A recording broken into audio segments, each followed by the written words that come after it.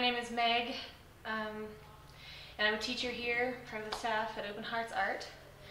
And the whole reason that we're doing all of this for you is because we have tried in the past to get a van and to start up insurance, and it just hasn't quite worked out. I'm Sonia Pitts. I'm one of the directors at Open Hearts Art Center and one of the co-founders, and we have been in business since 2005, June, and we just recently relocated to this new facility, which was a big move for us because we felt like that we wanted to serve more people in the community. We went through a time period where we were at our capacity in our old building, and we needed to be able to serve more clients.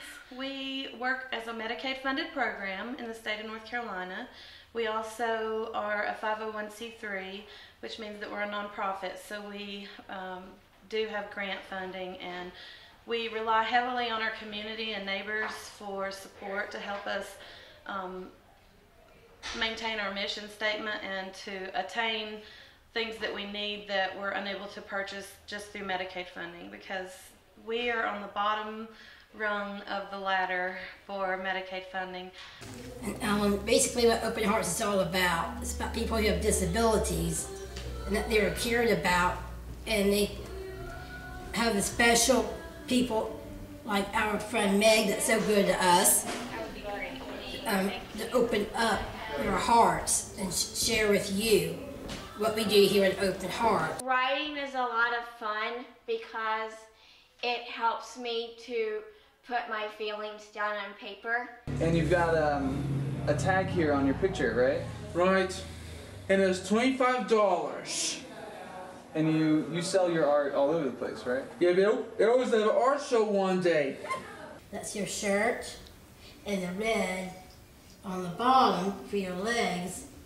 It's a sign of bravery, love, and strength that you have, that you give others on your public television show.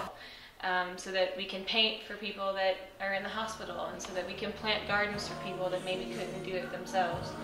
And the students, as much as we think that we're providing such a service for them and they need so much help, they have a huge desire to help the rest of the world, and they can't be involved in it if we don't have a way to get to it.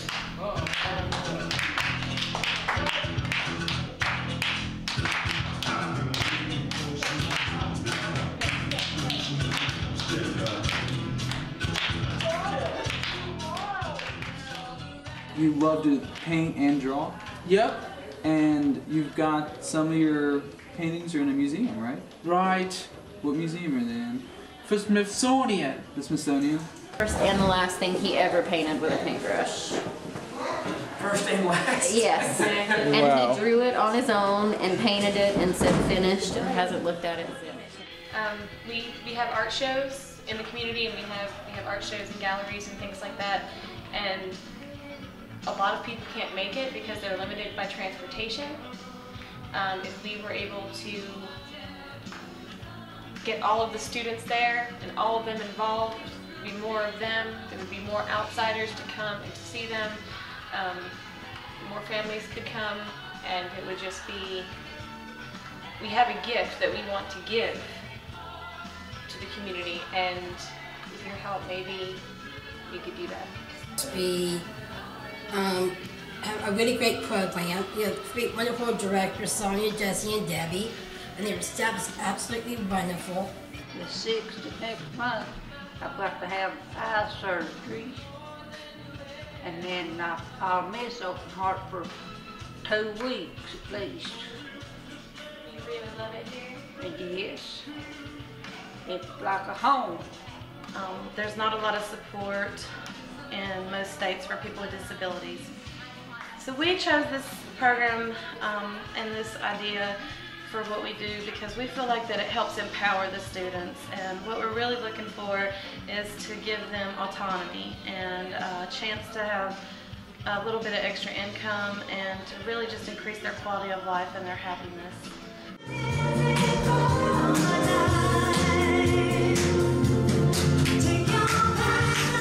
A lot of programs out there that are sheltered workshops and programs where they do redundant work. But there are very few programs in the community that are honed in to using art as a form of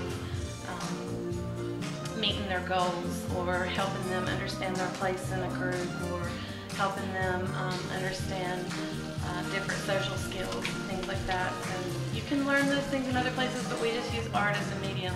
It also is a great form of expression for many of our students who never have had a voice. Some of them who physically do not have voices, and some of them who have just never been listened to. What's something that you know Ellen likes to do? Watch TV, dance. We've found a lot of students who've never held a paintbrush before that have become very reputable outsider artists now, and their work is being collected. We have one student whose work is on tour with the Smithsonian. You also have tattoos, I see. Yep. And married. And you designed both of those? Mm-hmm. Nice. And I have 29 notebooks full of short stories.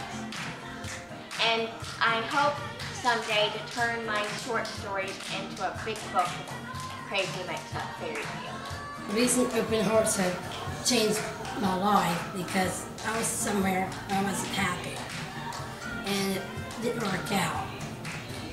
And my best friend always used to call me the Gin Meister, so I was lucky that Open Hearts was available for me and my parents and for others who have any forms of disabilities, no matter where you are, and that you always love, no matter who you with and where you are.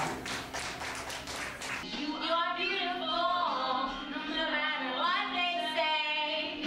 Words can't bring me down, oh yeah. A lot of people have not given them the limelight. A lot of people with disabilities are just told what to do. They're not given choices. They just have no control in their lives.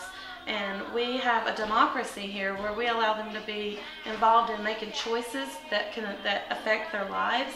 And it's just a very empowering program for them. It gives them such a sense of self and a self-esteem that you can't teach somebody to have self-esteem.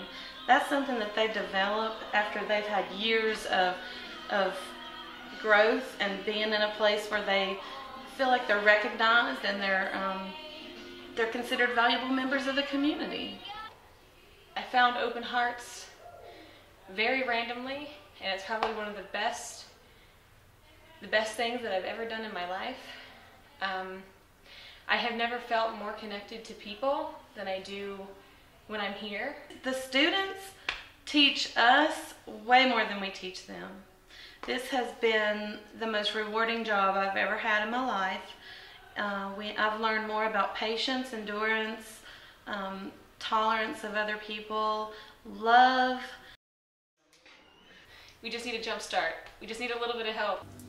Ellen, I know how much you love to dance with some of your other friends, and maybe you could bring your cameramen with you, and maybe they could dance with all the students and our directors here at Open Hearts. And thank you for coming to Western North Carolina, and have a great evening and good night.